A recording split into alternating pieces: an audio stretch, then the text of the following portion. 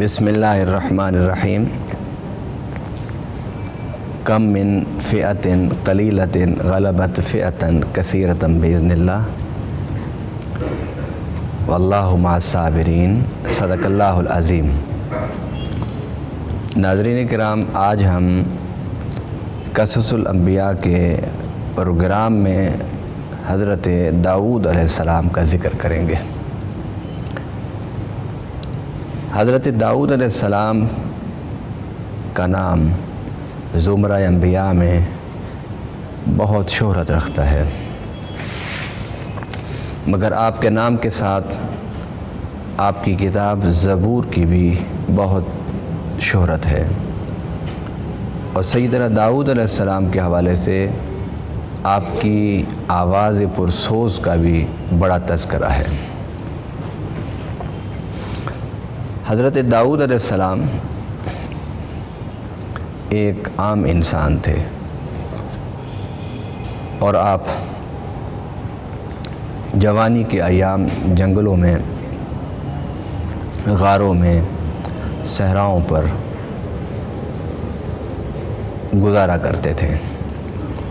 आबादियों से और लोगों की सोबत संगत और गुफ्तगू से आपको कोई उन्स नहीं था।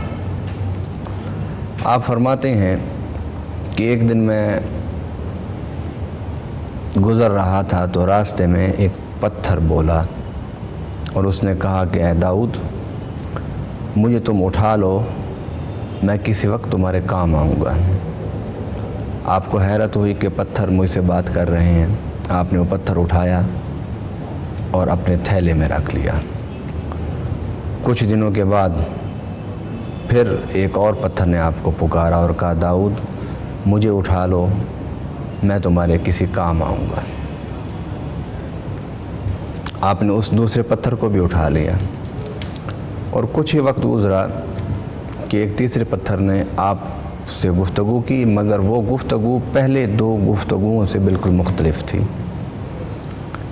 उस पत्थर ने कहा, ऐ दाऊद, तुम अल्लाह के नबी और रसूल हो, मुझे उठा लो, मैं तुम्हारे काम आऊँगा किसी बड़े मौका पर।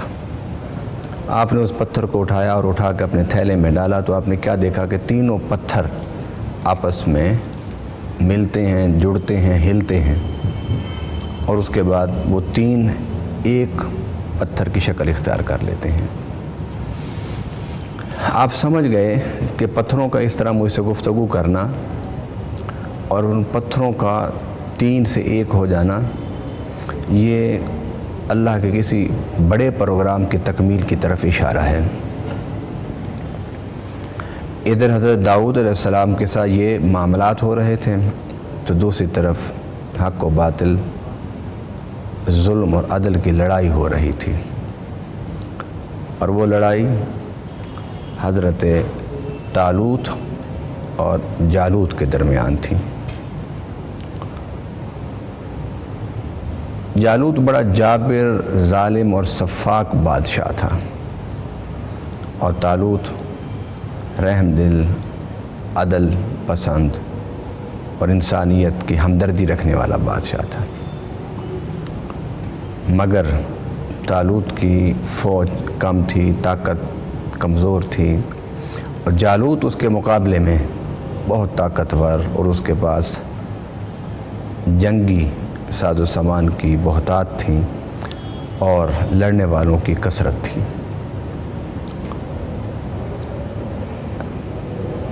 जब तालूत ने ये देखा तो उन्होंने अल्लाह से दुआ की। अल्लाह ताला के तरफ से उन्हें इल्हाम किया गया कि आप ऐलान कराइए कि जो शख्स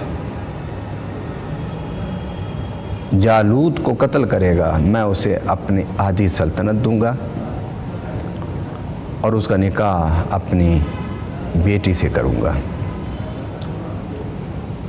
जब ये मुनादी निदा कर रहा था तो हज़रत दाऊद अलैहिस्सलाम ने इस निदा को सुना तो आप बादशाह के पास आए اور آپ نے اسے کہا کہ اے بادشاہ، میں جالوت کو قتل کرتا ہوں، جو تم نے اعلان کیا ہے تم اس پر کاربند رہنا اور پابند رہنا۔ تو حضرت طالوت نے وعدہ کیا، اور وعدے کے بعد جالوت اور طالوت آفت میں جب صف آرا ہوئے، جنگیں ہوتی تھیں، کیونکہ جالوت طاقت، قوت، اقتدار کے نشے میں مست تھا، اور وہ لوگوں پر ظلم کرنے کی خاطر قرب و جوار کی بستیوں پر لشکر کشی کرتا رہتا تھا۔ تو جب یہ دونوں آپس میں صف آرا ہوئے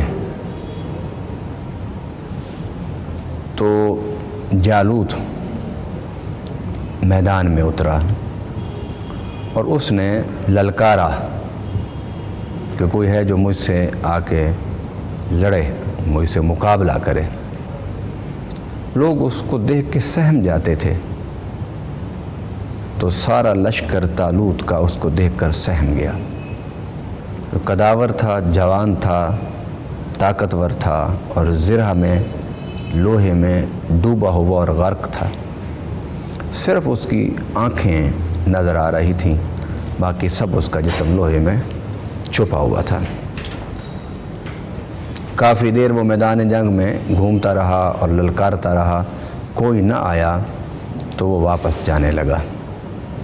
تو جب وہ واپس جانے لگا تو ادھر سے حضرت داؤد علیہ السلام نے اسے آواز دی، للکارا، تو واپس پلٹا اور دیکھا کہ ایک نحیف کمزور جسم کا مالک شخص وہ مجھے للکار رہا ہے، نہ اس کے جسم پر زرہ ہے، نہ سر پر خود ہے، نہ ہاتھ میں تلوار ہے، ایک ڈنڈا ہے ان کے ہاتھ میں۔ تو جالوت کو یہ انداز دیکھ کے بڑی تکلیف ہوئی، اور اس نے کہا کہ تم میرا مقابلہ کرو گے؟ تو داؤد نے کہا ہاں میں تیرا مقابلہ کروں گا۔ تو تیرے پاس تلوار نہیں ہے؟ انہوں نے کہا میں تیرا مقابلہ کروں گا بغیر تلوار کے۔ اس کے منہ سے یہ بات نکل گئی، اس نے کہا کیا تم مجھے کتا سمجھتے ہو کہ ایک ڈنڈا لے کے میرے مقابلے میں آ گئے ہو؟ تو داؤد علیہ السلام نے فرمایا ہاں میں تجھے ایک کتا سمجھتا ہوں۔ بس یہ کہنے کی دیر تھی کہ وہ غصے سے پاگل ہو گیا، اور جب وہ آگے بڑھنے لگا تو حضرت داؤد علیہ السلام نے وہی پتھر غلیل میں رکھ کر اس کی طرف پھینکا۔ وہ پتھر ایک تھا، لیکن جب وہ جالوت کی طرف وہ پتھر گیا تو دو حصوں میں تقسیم ہو گیا۔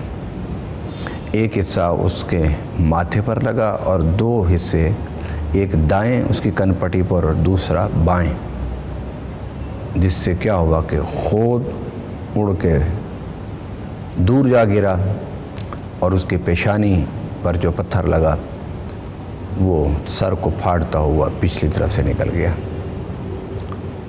اور جالوت زمین پر گرا اور مر گیا۔ جو ہی وہ مرا تو داؤد علیہ السلام آگے بڑھے، آپ نے اس کی گردن کاٹی اور گردن کاٹ کے طالوت کو دی اور فرمایا کہ تم اپنا وعدہ پورا کرو۔ تو طالوت نے حسب وعدہ آدھی سلطنت اور اپنی بیٹی کا نکاح حضرت داؤد علیہ السلام سے کیا۔ یہ ہے پہلا موقع کہ جس پر حضرت داؤد علیہ السلام منصہ شہود پر آئے، مگر اللہ ان کی تربیت کرتا رہا، اور وہ تربیت اسی انداز سے ان کی ہوئی جس انداز سے اللہ تعالیٰ ہر نبی کی تربیت کرتا رہا۔ میرے آقا صلی اللہ علیہ وسلم بھی اعلان نبوت سے پہلے بکریاں چراتے تھے۔ میرے آقا صلی اللہ علیہ وسلم اعلان نبوت سے پہلے تجارت کرتے تھے۔ حضور صلی اللہ علیہ وسلم جب ان مشاغل سے اکتا جاتے ہیں، آپ پھر غار حرا میں جا کے تنہائیوں میں بیٹھتے تھے اور اللہ کو سوچا کرتے تھے۔ آپ حضرت آدم علیہ السلام سے شروع کیجئے اور میرے آقا صلی اللہ علیہ وسلم تک آئیے اور دیکھیے کہ ایک جیسی تربیت اللہ تعالیٰ نے ہر پیغمبر کی ہر رسول کی، اور اس تربیت کا یہ حصہ رہا کہ ان کے دل میں اس دنیا سے اکتاہٹ، بیزاری، خلوتوں میں بیٹھنا، اپنے مالک کو سوچنا، اس کا ذکر کرنا، اس کے بارے میں تفکر کرنا۔ ام المؤمنین حضرت خدیجہ الکبریٰ رضی اللہ تعالی عنہا آپ فرماتی ہیں کہ حضور صلی اللہ علیہ وسلم مجھے فرماتے کہ میرے لیے کچھ راشن باندھ دو، کچھ دنوں کے لیے میں غار حرا میں اپنے رب سے باتیں کرنے کے لیے جانا چاہتا ہوں۔ تو 6-7 دن کا آپ راشن دیتی۔ حضور صلی اللہ علیہ وسلم جب واپس آتے تو وہ 6-7 دن کا راشن بھی بچا ہوتا اور آپ اس سے زیادہ دن بھی وہاں گزار آتے تھے۔ یعنی عجیب ایک کیف اور سرور میرے آقا فرماتے ہیں مجھے نصیب ہوتا کہ جب میں غار حرا میں بیٹھ کے اپنے رب کو سوچا کرتا تھا۔ اور یہ کیف و سرور تو وہی محسوس کر سکتا ہے نا کہ جو اللہ سے پیار کرتا ہو، جو اللہ سے محبت کرتا ہو، جو اللہ سے عشق کرتا ہو۔ ایک عاشق کے لیے، ایک محب کے لیے سب سے بڑی دولت اور سب سے بڑی چیز اپنے محبوب کو سوچنا اور اس کے تصورات میں گم رہنا ہے۔ قرآن پاک میں اللہ تعالیٰ نے فرمایا وَوَجَدَكَ ضَالًّا فَهَدَىٰ، اے پیارے حبیب صلی اللہ علیہ وسلم، ہم نے آپ کو اپنی محبت میں وارفتہ پایا، فَهَدَىٰ، پھر ہم نے تمہیں بٹھا دیا کہ تم لوگوں کو ہدایت دو۔ یعنی ہادی برحق بنانے سے پہلے رب گواہی دے رہا ہے کہ میرا حبیب مجھ سے بے پناہ محبت کرتا تھا اور میری محبتوں میں مستغرق رہتا تھا، میری محبتوں میں ڈوبا رہتا تھا۔ یہ عشق اور محبت ہی کی تو کیفیات تھیں کہ آپ غار حرا میں جاتے، سونا بھول جاتے، کھانا بھول جاتے۔ اور یہی کیفیات حضرت داؤد علیہ السلام کی تھیں کہ اعلان نبوت سے پہلے آپ آبادیوں سے دور، شہروں سے دور، خلوتوں میں، پہاڑوں میں، غاروں میں اللہ کے گیت گاتے رہتے تھے۔ اور آپ کی آواز کیا آواز تھی کہ آسمان پر اڑتے ہوئے پرندے بھی رک جاتے تھے۔ آپ کی آواز میں کیا سوز تھا کہ جانور سن کے جھومنے لگ جاتے تھے، چرند پرند ٹھہر جاتے تھے۔ بس آپ اپنے رب کی گیت گاتے تھے، آپ اپنے رب کے ترانے گاتے تھے۔ اور اسی دوران حضرت داؤد علیہ السلام کو اس مقصد کے لیے تیار کیا گیا کہ آپ نے اپنے اعلان نبوت اور اظہار نبوت کس انداز سے فرمانا ہے۔ وہ اعلان نبوت، اظہار نبوت اس انداز سے کہ آپ کا مقابلہ ہوگا وقت کے ایک بڑے جابر، ظالم سپہ سالار اور حکمران کے ساتھ، اور آپ اپنی بشری طاقتوں سے نہیں ہیں بلکہ نبوت اور رسالت کی طاقتوں سے اس کو ایسی شکست دیں گے کہ دنیا ایک دفعہ ورطہ حیرت میں آ جائے گی۔ اور یہ آیت مبارکہ جو ہم اکثر غزوہ بدر کے حوالے سے تلاوت کرتے ہیں، یہی آیت مبارکہ حضرت داؤد علیہ السلام کا جب مقابلہ ہوا تھا جالوت سے، اللہ نے اس موقع پر ارشاد فرمایا تھا کم من فئۃ قلیلۃ غلبت فئۃ کثیرۃ باذن اللہ، کتنے تم نے دیکھے ہیں کہ لشکر تھوڑی تعداد میں مگر وہ بڑے بڑے لشکروں پر غالب آ گئے، اور یہ اللہ کے حکم سے ہوا، اللہ کے اذن سے ہوا، اور اللہ تعالیٰ صبر کرنے والوں کے ساتھ ہے۔ جو کسی مشن کو، مقصد کو لے کر اٹھتے ہیں، پھر اس کی مشکلات برداشت کرتے ہیں، اس کے لیے صبر کرتے ہیں، اپنی پیش قدمی نہیں روکتے، آگے بڑھتے چلے جاتے ہیں، وہی تو صابر ہے۔ وہ کیا صابر ہوگا کہ جس کی زندگی میں کوئی مقصد ہی نہیں، اور اگر مقصد ہے تو اس کے لیے جد و جہد نہیں، اور اگر جد و جہد کرتا ہے تو پھر حوصلہ توڑ کے تھک ہار کے بیٹھ جاتا ہے، ہرگز نہیں۔ صابر وہ ہوتا ہے جس کی زندگی میں اعلیٰ مقاصد ہوں، پھر ان کے لیے کوشش ہو، پھر اس کوشش کرتے ہوئے راستے میں اگر مشکلات، پریشانیاں آئیں تو ان کو خندہ پیشانی سے قبول کرتے ہوئے اپنی پیش قدمی کو جاری رکھیں۔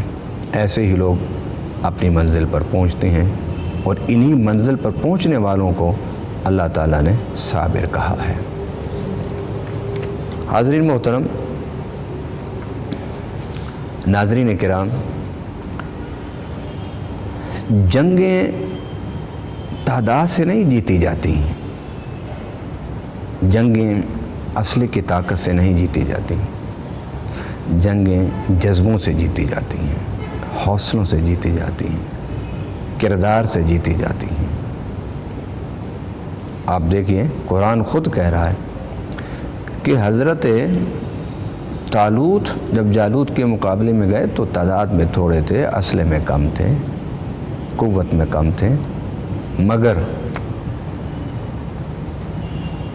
حوصلوں سے انہوں نے جنگ کو جیتی، ارادوں سے، مضبوط ارادوں سے جنگوں کو جیتا جاتا ہے، صبر کے ساتھ جیتا جاتا ہے۔ وہی قومیں ذلت سے نکلتی ہیں کہ جن قوموں کا ارادہ ہو کہ ہم نے عزت کے راستوں پر چلنا ہے۔ اس لیے تو قرآن پاک میں اللہ تعالیٰ نے فرمایا ذالک بأن اللہ لم یکن مغیرا نعمۃ انعمہا حتی یغیروا ما بانفسہم۔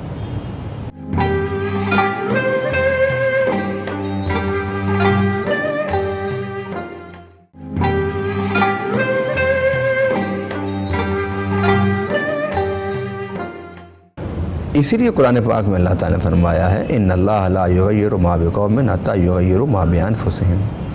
اللہ تعالیٰ بھی اس قوم کی حالت نہیں بدلتا کہ جو قوم خود ارادہ نہ کرے اپنے حالات کو بدلنے کا۔ خدا نے آج تک اس قوم کی حالت نہیں بدلی، نہ ہو جس کو خیال خود اپنی حالت کے بدلنے کا۔ عزتوں کے راستے پر وہی قومیں آتی ہیں جو جد و جہد کرنا جانتی ہیں، جو کوشش کرنا جانتی ہیں، جو اعلیٰ مقاصد اپنی زندگی میں رکھتے ہیں، جو انسانیت سے پیار کرنے والی ہوتی ہے، انسانیت سے خدمت کرنے والی ہوتی ہے، علم والی ہوتی ہے، آگہی والی ہوتی ہے، شعور والی ہوتی ہے۔ وہی قومیں آگے آتی ہیں جن کے حوصلے بلند ہوتے ہیں، وہی قومیں ترقی کرتی ہیں جو دن رات محنت کرتی ہیں۔ حضرت داؤد علیہ السلام کی زندگی میں رب العالمین نے یہی بات تو نمایاں کی ہے کہ ایک شخص جس کا باپ حکمران نہیں، جس کا دادا حکمران نہیں، جو عام شہریوں میں رہتا تھا اور عام شہری کہلاتا تھا، مگر اللہ تعالیٰ نے آن کی آن میں ان کو کس مقام پر پہنچا دیا، اور وہ کیا چیز تھی کہ جو انہیں آن کی آن میں اتنے بلند مقام پر لے گئی۔ وہ تو نبوت و رسالت تھی، اور رب کی مشیت کی آغوش میں آپ کی پرورش تھی جس سے آپ ترقی کر گئے۔ مگر اس کے بعد آپ کو جو سلطنت دی گئی، آدھی سلطنت حضرت طالوت نے دی تھی، آدھی اپنے پاس رکھی۔ آپ نے پھر وہ محنت کی اس سلطنت کو سنوارنے کے لیے کہ وہ حصہ جو آپ کے پاس تھا وہ انتظامی اعتبار سے، نظم و نظام کے اعتبار سے، خوشحالی کے اعتبار سے، ترقی کے اعتبار سے اس سلطنت سے بہت آگے نکل گئی جو سلطنت کا حصہ حضرت طالوت کے پاس تھا۔ یہاں بتایا کہ یہ سلطنت اور یہ برکت، یہ ترقی تو اللہ نے انہیں نبوت اور رسالت کی برکت سے دی، مگر اس کے بعد ذرا دیکھو تو صحیح کہ حضرت داؤد علیہ السلام نے کس محنت کے ساتھ سلطنت کو چلایا، اور اسے اس وقت کی بہترین مملکتوں میں، سلطنتوں میں اس کو شمار کیا گیا۔ اور پھر آپ کی دیانتداری دیکھیے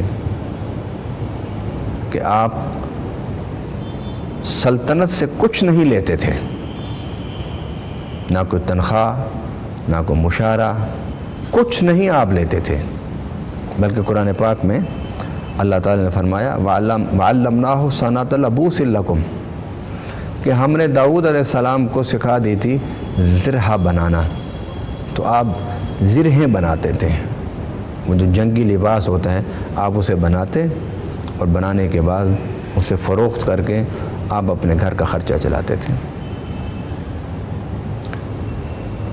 ناظرین کرام، وہ صرف اللہ کی ذات ہے کہ جس نے سلطنت جس نے نظام جس نے کائنات کو بنایا کون کہہ کے، وہ رب کی ذات ہے جو اکیلا اس نظام سلطنت کو، اس نظام کائنات کو چلا رہا ہے۔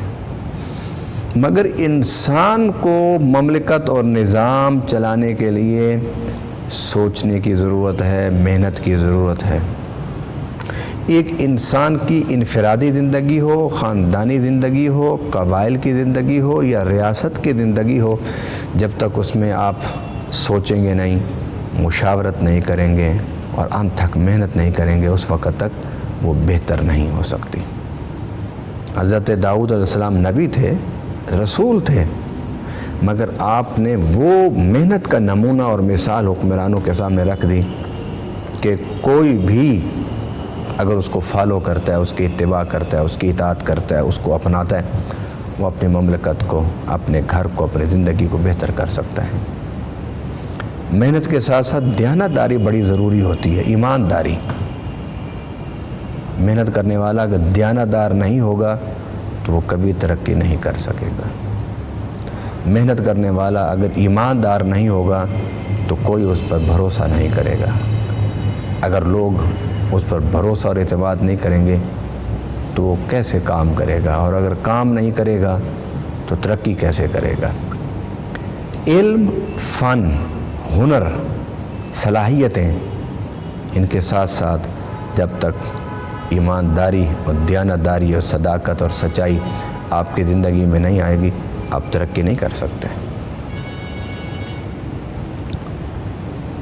آپ کے پاس علم ہے، آپ کے پاس ہنر ہے، آپ کے پاس فن ہے، آپ کے پاس کمال ہے، مگر آپ سچے نہیں ہیں تو کون آئے گا آپ کے پاس کام کرانے کے لیے؟ آپ وعدہ وفا نہیں کرتے تو کون آپ سے کاروباری لین دین اور تجارت کا معاملہ کرے گا؟ حضرت داؤد علیہ السلام سارا وقت ریاست کو دیتے اور کچھ وقت اس میں سے زرہ بناتے جب آپ دیکھتے کہ میرے گھر کو چلانے کے لیے اب راشن ختم ہونے والا ہے، تو آپ پھر زرہ بنا کر اسے بیچتے اور بیچنے کے بعد پھر اسے اپنے گھر کا خرچہ چلاتے تھے۔ سبحان اللہ۔ آپ نبی پاک صلی اللہ علیہ وسلم کی زندگی مبارک کو دیکھ لیجئے کہ آپ کے پاس جو کچھ آتا تھا آپ اسے تقسیم کر کے اٹھتے تھے۔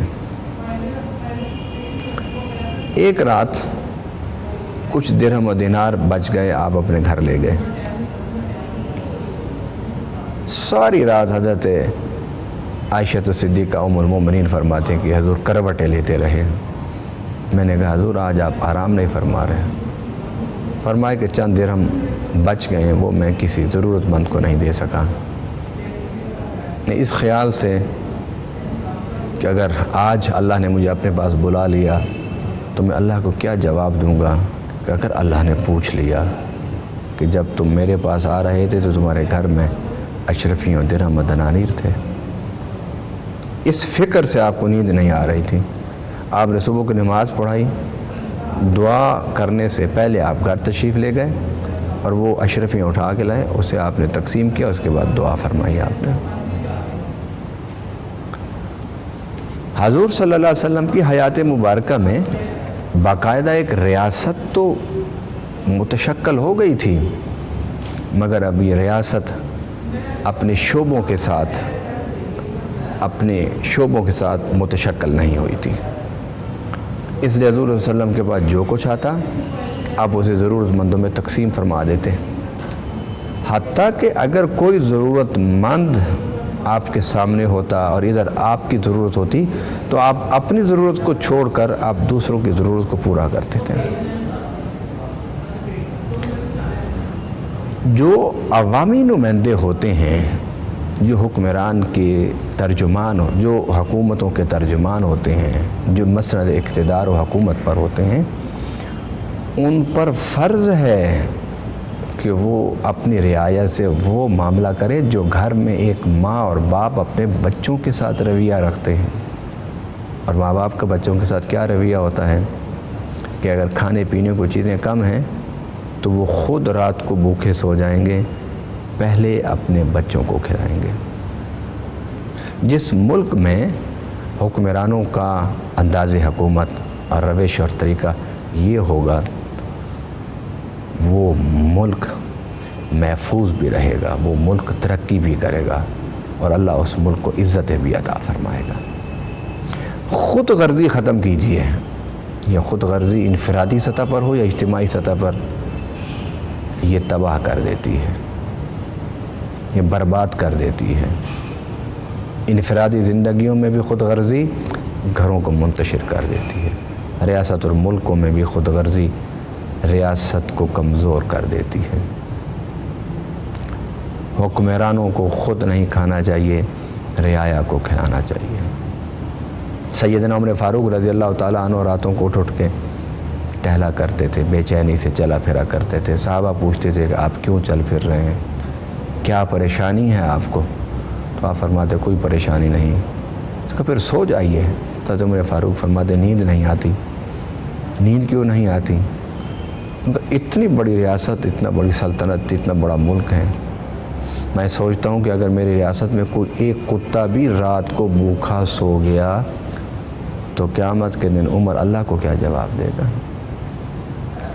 جب ایک حکمران اس بے چینی میں ہوتا ہے تو پھر اللہ تعالیٰ اس ملک کو ترقی بھی دیتا ہے، برکت بھی دیتا ہے، عروج بھی دیتا ہے، عظمتیں بھی دیتا ہے۔ خواب دیکھنے سے کچھ نہیں ہوتا، خوابوں کی تعبیر تلاش کرنی چاہیے، خوابوں کی تعبیر کے مطابق جد و جہد کرنی چاہیے۔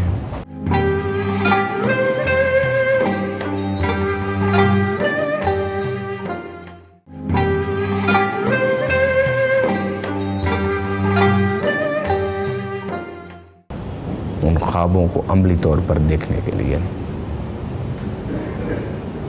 ناظرین کرام، حضرت داؤد علیہ السلام وہ پیغمبر ہیں کہ جن کی تعریف میرے آقا صلی اللہ علیہ وسلم نے کی، اور آپ نے فرمایا کہ داؤد وہ ہیں کہ جو ایک دن روزہ رکھتے تھے اور ایک دن افطار کیا کرتے تھے، مطلب ایک دن روزہ اور ایک دن روزہ نہیں رکھتے تھے۔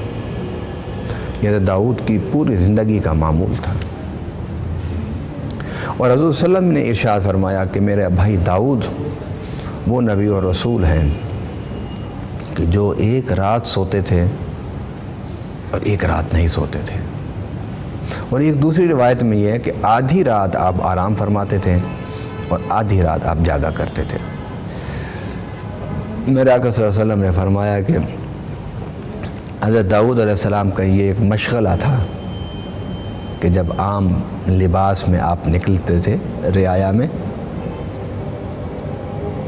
تو لوگ آپ کو پہچان نہیں سکتے تھے، تو آپ خود پوچھتے تھے رعایا سے، بتاؤ داؤد کیسا ہے، بتاؤ داؤد کیسا ہے، بتاؤ داؤد کیسا ہے۔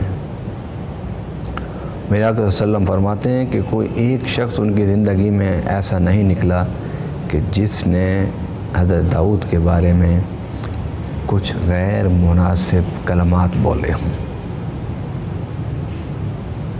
سبحان اللہ۔ بات جمہوریت یا بات شہنشاہیت کی نہیں ہے، اصل بات لوگوں کا کفالت کرنا ہے، لوگوں کی دیکھ بھال کرنا ہے، لوگوں کو انصاف مہیا کرنا ہے، لوگوں کو ان کا رزق ان کے دروازوں پر پہنچانا ہے، لوگوں کو تعلیم ان کے گھر تک پہنچانی ہے، لوگوں کو امن دینا ہے، لوگوں کو سلامتی دینی ہے، لوگوں کو عافیت دینی ہے، اور معاشرے کو یعنی اس دنیا کی زندگی کو جنت بنانا ہے۔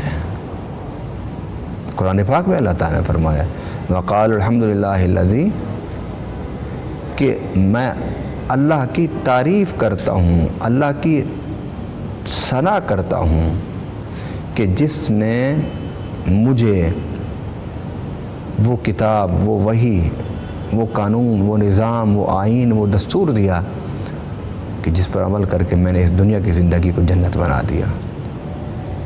نتبوأ من الجنۃ حیث نشاء فنعم اجر العاملین، اور عاملین کا اجر بہت اچھا ہے۔ گویا اسلام کے قوانین پر آپ اگر عمل کریں گے تو آخرت میں تو جنت ملے گی، مگر آپ کی دنیا بھی جنت بن جائے گی۔ ناظرین کرام، اس بحث سے اپنے آپ کو ہٹائیے، بلند کیجیے کہ کون سا نظام ہونا چاہیے،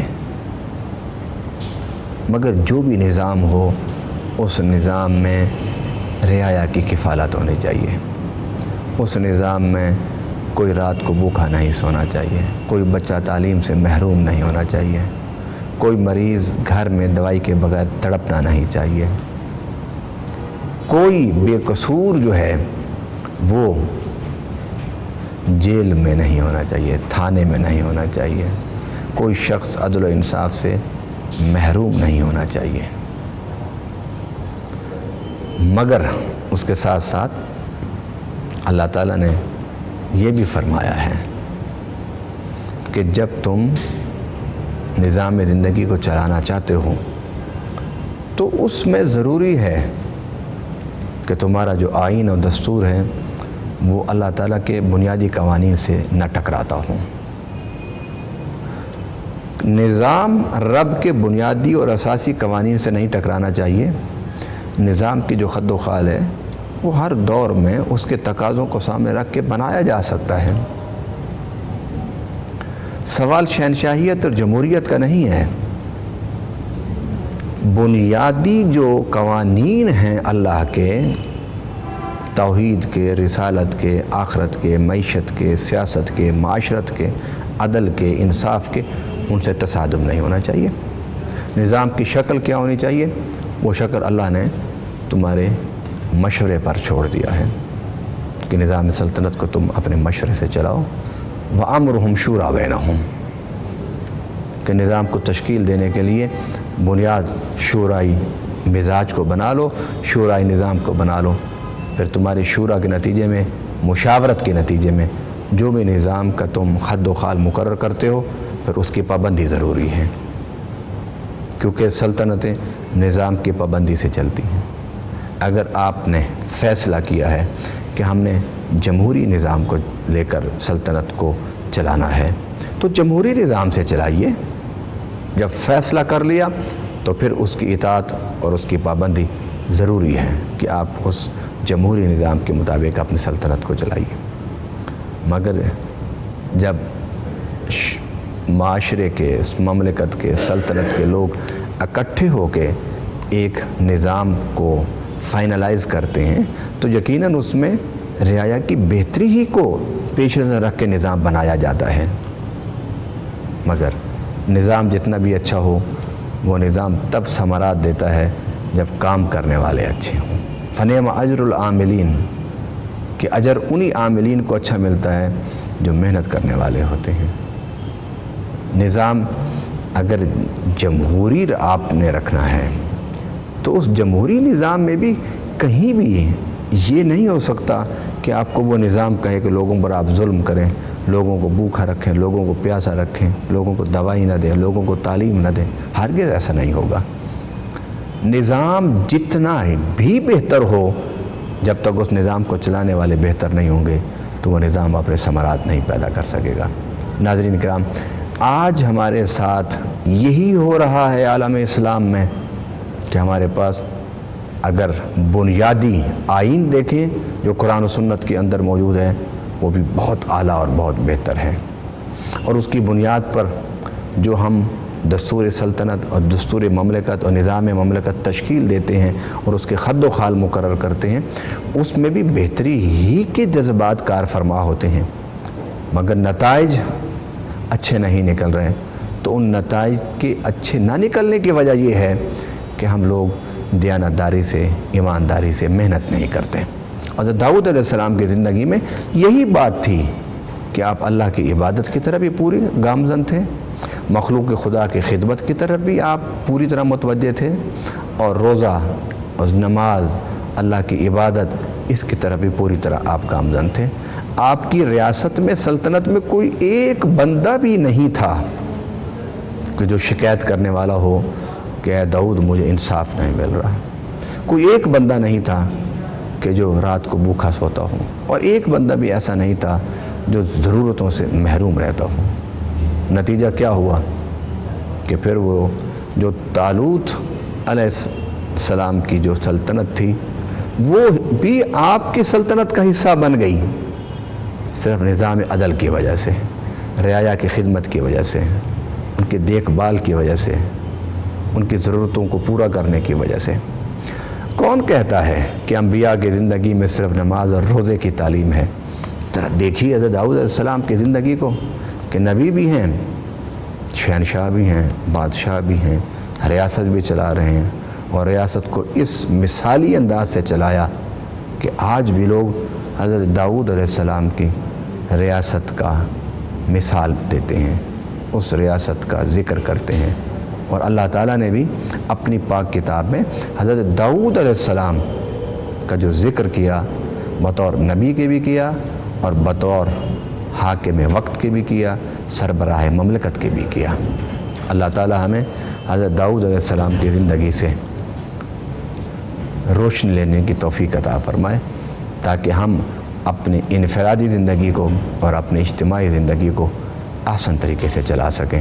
وما علینا الا البلاغ المبین۔